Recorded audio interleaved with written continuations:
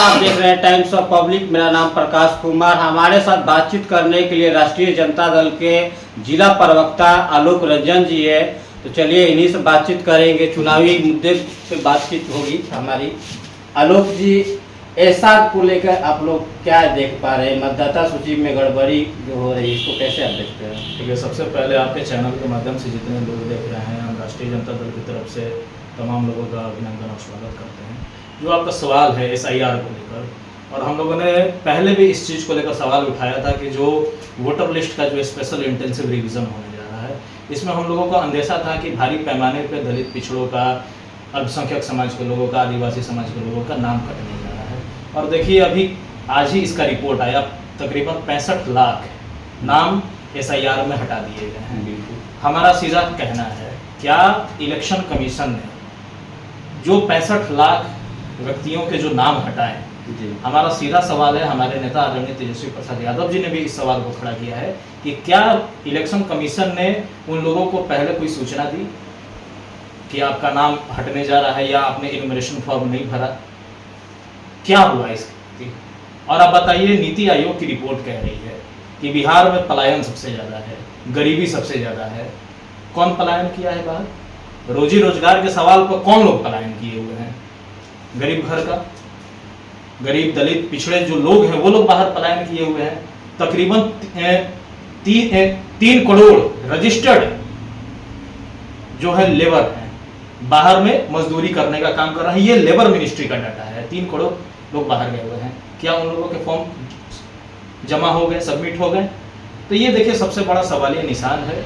और आदरणीय तेजस्वी प्रसाद यादव जी का ही आज जब प्रेस कॉन्फ्रेंस उन्होंने कर रहे थे, उन्होंने सीधे तौर पे दिखाया, सामने पोर्टल पे खोल के दिखाया इलेक्शन कमीशन के, उनका ही डाटा गायब कर दिया गया था। तेजस्वी यादव जी का ही डाटा गायब कर दिया गया था। और जैसे ही प्रेस कॉन्फ्रेंस हुआ, पब्लिक डोमेन में ये बातें आई, तो आनंद फानंद में फिर से उनका EPIC नंबर चेंज करके फिर से डाल दिया गया। तो देखिए, कहीं ना कहीं खामियां तो हैं। हम लोग कई एक दफा दिल्ली में भी इलेक्शन कमीशन की कार्यशाला हुई, राहुल गांधी भी सदन में एक मामला उठाया। निश्चित तौर पर हम लोग लगातार इस चीज को उठा रहे हैं, तमाम विपक्ष के लोग उठा रहे हैं, तमाम इंडिया गठबंधन के लोग उठा रहे हैं। और हम तो कहना चाह रहे हैं ना, दिल्ली में कार्यशाला हुई थी इलेक्शन कमीशन की, वहां हम लोगों ने शामिल हुआ। पटना में हुई एज ए BLA 2, मैं उस कार्यशाला में शामिल रहा। इलेक्शन कमीशन ने कहीं भी कभी भी इस बात को नहीं बताया कि इस तरीके का रिविजन होने जा रहा है। ये क्या कर रहे हैं? ये वही मतदाता थे जो 2024 में लोकसभा के चुनाव में यही लोग वोट। यही सबसे बड़ा सवाल है। 2024 के लोकसभा चुनाव में इन्हीं मतदाताओं के मत से देश के प्रधानमंत्री बने। तो अगर ये मतदाता फर्जी है, तो फिर देश के प्रधानमंत्री भी फर्जी होने चाहिए। देश के प्रधानमंत्री भी फर्जी हैं। और अब बताइए, 20 सालों से क्या जरूरी पड़ गई चुनाव आयोग को कि नहीं फानन में ये चीज लाना पड़ा? आप ये देख लीजिए, इसको कम्युनल तरीका दिया जा रहा है, इसको कम्युनल रास्ता अपनाया जा रहा है। इस पे आप देखिए, कभी ये कह रहे हैं रोहिंग्या के नाम पे, कभी ये बांग्लादेशियों के नाम पे। किसकी सरकार है? 20 वर्षों से बिहार में आपकी सरकार है, 11 वर्षों से आपकी केंद्र में सरकार है। आप ये बताइए कि केंद्र का या फिर बिहार का जो बाउंड्री है वो सुरक्षित फिर क्यों नहीं है? कहां से लोग ये इंटर कर रहे हैं? इसकी जवाबदेही कौन लेगा? कौन सरकार लेगा इसकी जवाबदेही कि बिहार के अंदर में ये लोग कैसे आए? सबसे बड़ा सवाल ये निशान है। और 2024 के लोकसभा चुनाव के पहले इसका इंटेंसिव रिवीजन क्यों नहीं हुआ? ये हमारा सबसे बड़ा सवाल है। आलोक जी, इस बिहार विधानसभा के चुनाव में क्या इस बार मुद्दा रहेगा? देखिए, निश्चित तौर पे हम लोगों ने पहले भी जो विधानसभा के जो चुनाव हम लोगों ने लड़े, और आदरणीय तेजस्वी प्रसाद यादव जी ने स्पष्ट तौर पे कहा कि अगर हमारी सरकार बनी, उस समय कहा था उन्होंने कि हम युवाओं को रोजगार देने का काम करेंगे। और आप देख लीजिए, मात्र 17 महीने हम लोग सरकार में आए।